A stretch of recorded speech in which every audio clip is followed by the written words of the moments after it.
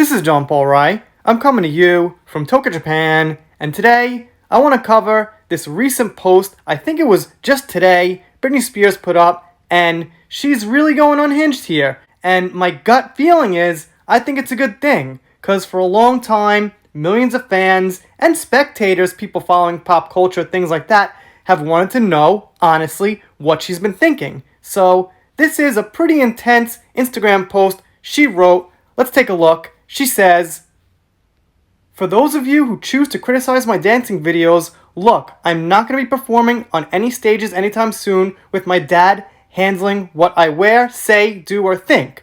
I've done that for the past 13 years. I'd much rather share videos, yes, from my living room, instead of on stage in Vegas, where some people were so far gone, they couldn't even shake my hand, and I ended up getting a contact high from weed all the time." So she's kind of twisting this around now and saying the people who were chaperoning her and controlling her and bringing her to her shows, who had quote-unquote better decision-making than her, were all effed up, and they were so effed up that they couldn't even really shake her hand. So that's actually a really good point she brings up in there. Okay, let's keep going. Which I didn't mind, meaning about the contact high, but it would have been nice to be able to go to the mother effing spa. And I'm not going to put on heavy makeup and try on stage again and not be able to do the real deal with remixes of my songs for years and begging to put my new music in my show for my fans, so I quit.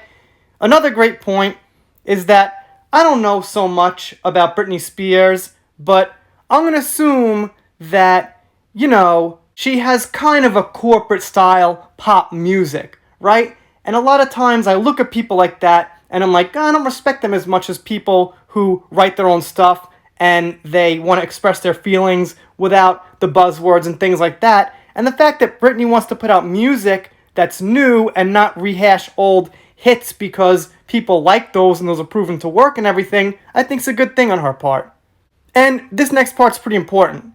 "I don't like that my sister showed up at an award show and performed my songs to remakes. My so-called support system hurt me deeply." So yeah, that's the thing. If her sister was so concerned about her well-being and her mental health and how she manages money and all that, why is she trying to step in the spotlight and, steal the show and perform Britney songs? Seems like her sister was a little jealous. I don't think it takes too much brain power to figure out that there's probably some jealousy going on there if her sister wanted to get up on stage and perform her songs. But that's just my silly little opinion there. "This conservatorship killed my dreams, so all I have is hope, and hope is the only thing in this world that is very hard to kill, yet people still try. I didn't like the way the documentaries bring up humiliating moments from the past." Another good point is that, they focus on her shaving her head, she was going through a drive-thru or something and threw a soda, all these viral moments they want to concentrate on. That doesn't really signify what the entire person is and their life is. I'm sure she's done some good stuff. And it was also mentioned at one point that when paparazzis and dozens of people are following you around for your whole life, you might snap a little bit. It doesn't seem like that abnormal. I keep mentioning, Sean Penn used to punch out cameramen and paparazzis and stuff like that. So maybe he should, be in a conservatorship and have his money controlled or something.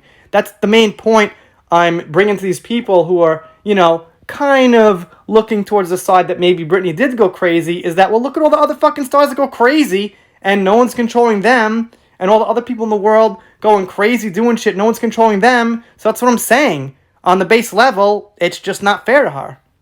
"I'm way past all that," she says, about those documentary incidents, and have been for a long time. And for women who say it's weird the way I still hope for fairy tales, go F yourself.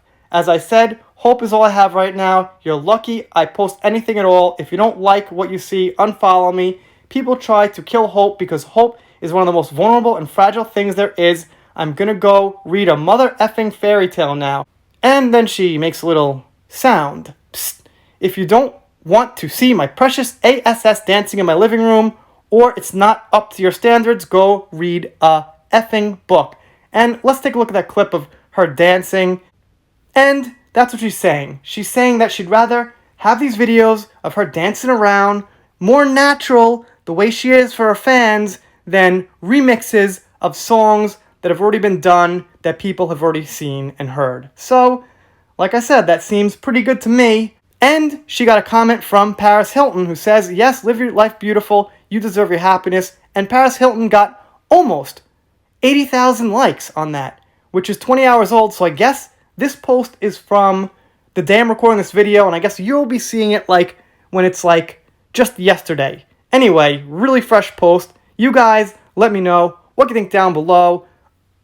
I've been following this, not so many details, but I'm getting there more and more as I go along. And I always find it interesting when someone on Britney's level of fame comes out and starts saying some honest stuff.